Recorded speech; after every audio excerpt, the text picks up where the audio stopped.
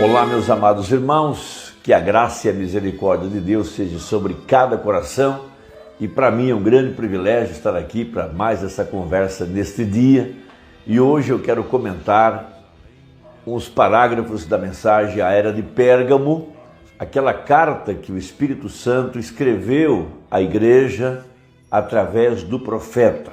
Uma carta excepcional de promessas e mostrando o que Deus quer fazer com a igreja ou está fazendo com a igreja através de sua palavra falada. Todos nós sabemos que a era em que nós estamos vivendo não é mais uma era pentecostal.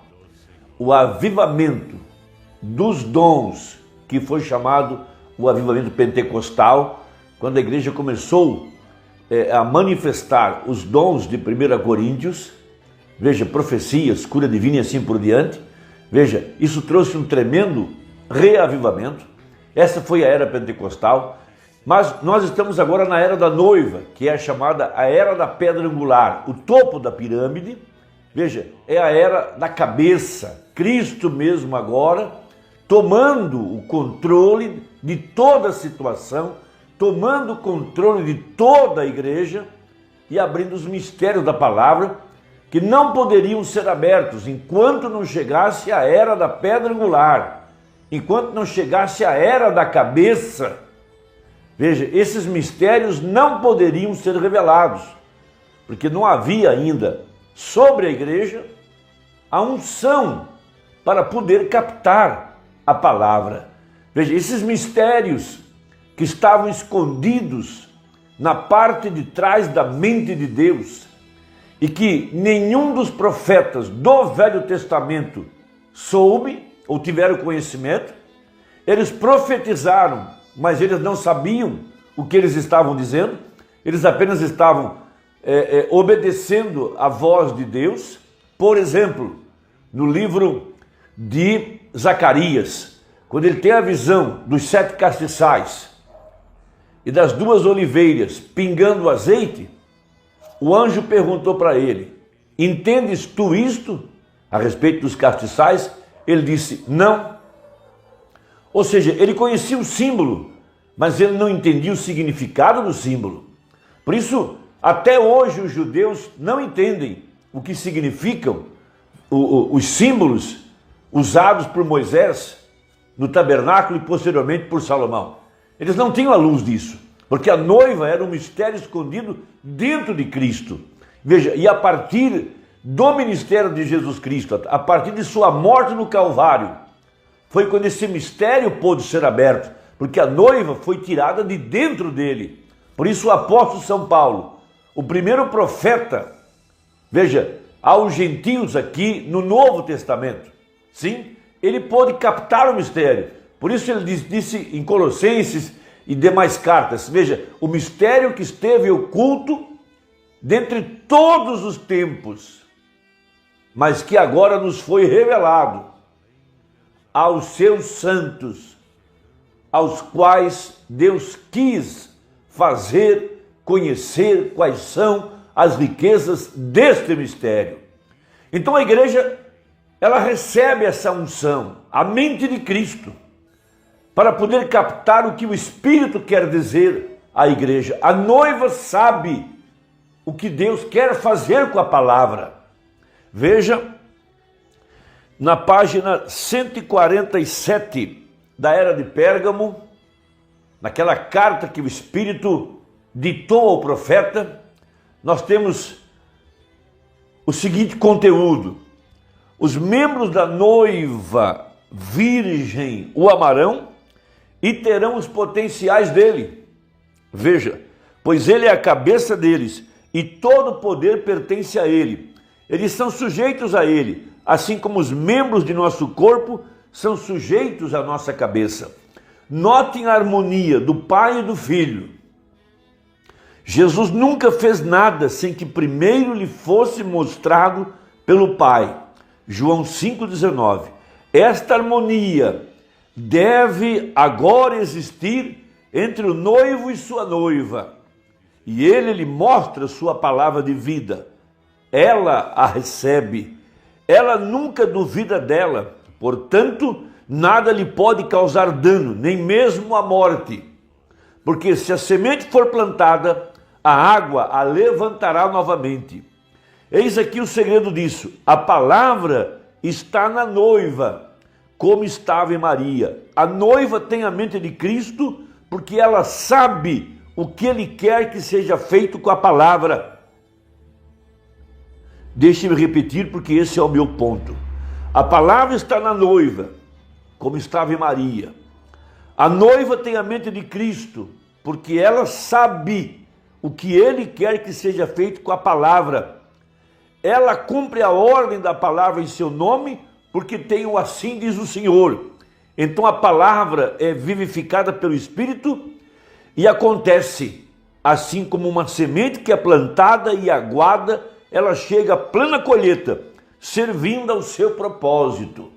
Então cada eleito que vem ao mundo por eleição e por predestinação, traz uma semente em seu coração. E essa semente está aguardando a luz. Veja, a luz que é a palavra falada, a palavra manifestada. Quando a igreja vê as promessas, as profecias para este dia e vê essas promessas manifestadas, essas promessas são luz sobre a semente. Veja, para trazer para fora os potenciais que estão presos dentro daquela semente colocada naquele coração.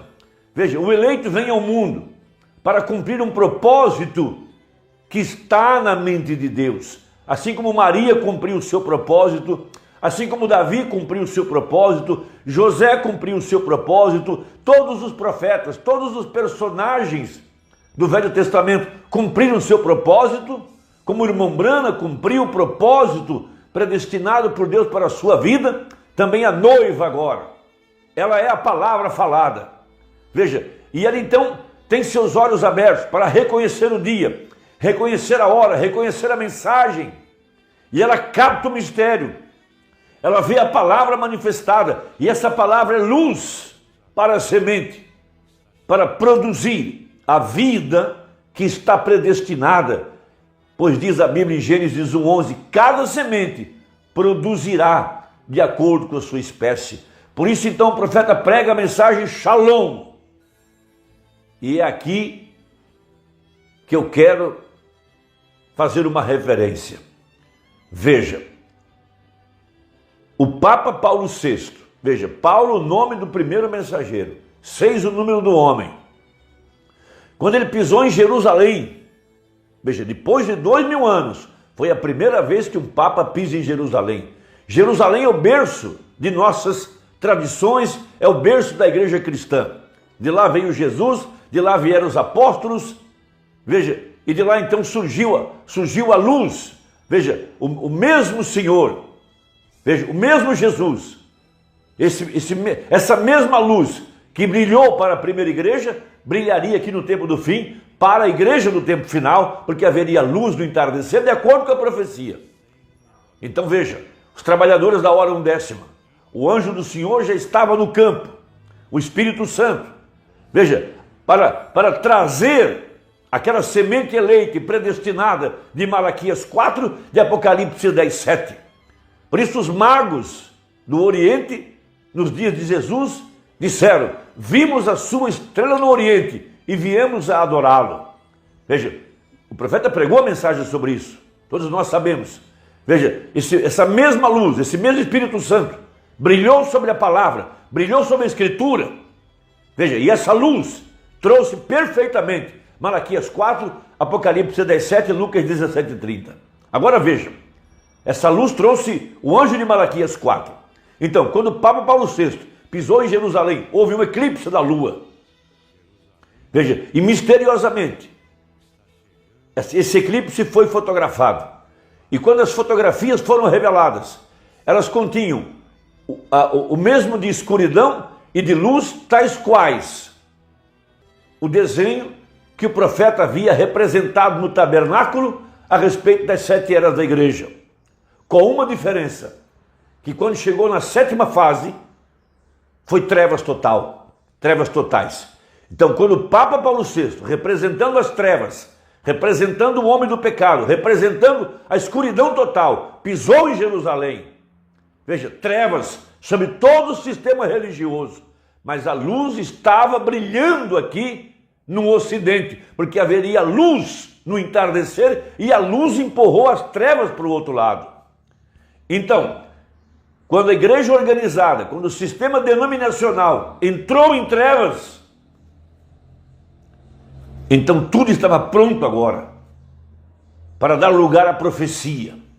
Veja, havia eleitos dentro desse sistema religioso, por isso a profecia disse: desperta de entre os mortos e Cristo te iluminará. Sai dela, povo meu, para que não estejas participando dos seus pecados e não incorras em suas pragas.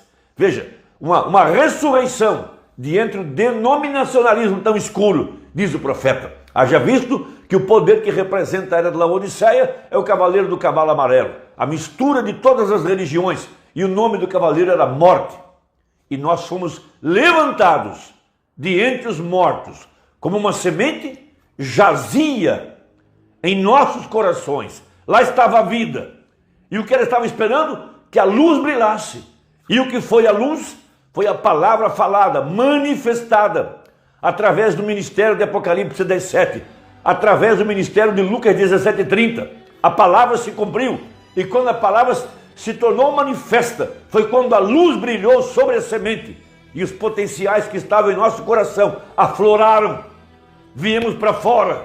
Houve uma ressurreição. Houve uma igreja que se levantou do meio da morte, em meio à sepultura religiosa, porque a semente, em ordem, primeiro ela tem que morrer, a água a ressuscita, como acabei de ler, e o sol faz ela crescer.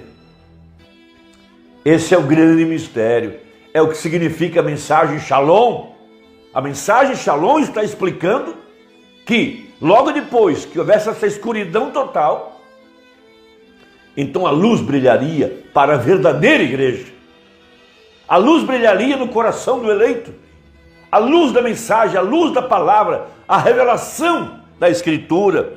Por isso ele prega na mensagem Shalom a partir do parágrafo 112.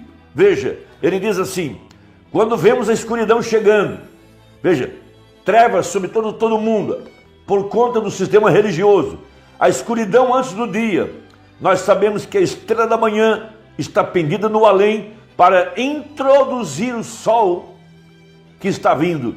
É aí quando a estrela da manhã resplandece. É o que vai no meio, é sempre escuro, somente poucos minutos antes do dia. A falta de luz vem, a lua não vem brilhar. A escuridão antes do dia é porque a luz está fazendo pressão sobre o momento, mas a estrela da manhã sai e diz: bom dia, Shalom. Quem era essa estrela? O ministério de Malaquias 4, de Apocalipse 10:7. Jesus é a resplandecente estrela da manhã. Essa aqui é a verdade. 113. É Ele no nosso meio, sua palavra sendo identificada. Shalom. O grande dia está se preparando para romper. Quando a eterna manhã se romper, linda e resplandecente, quando os seus escolhidos se ajuntarem em suas casas ali no céu, quando a chamada for feita no além, lá eu estarei. Nossos nomes estão em seu livro e nós estaremos lá. Shalom, bom dia, paz seja convosco. Não é o fim para nós, amados. Foi a ressurreição de entre a escuridão. Veja, a escuridão está preparando a si mesma, ou está separando a si mesma da luz. Deus está fazendo isso, a luz está fazendo isso, vem? A luz está apressando a si mesma de uma tal maneira até que as trevas têm que se juntar. Eles tiveram uma chance para aceitar isso e eles não fizeram. Então isso condenou a si mesmo. E eles fazem isso colocando a igreja junta e o concílio de igrejas e unindo isso com a escuridão pagã, quando eles firmemente discordam uns com os outros, mas ainda eles tiveram que se ajuntar para fazer a noite vir sobre as pessoas. Isaías 60, verso 1. Levanta-te e resplandece, porque já vem a tua luz. A luz é o Filho, A luz é a palavra manifestada. Deus te abençoe. Até a próxima, se Deus quiser. Em nome de Jesus. Amém.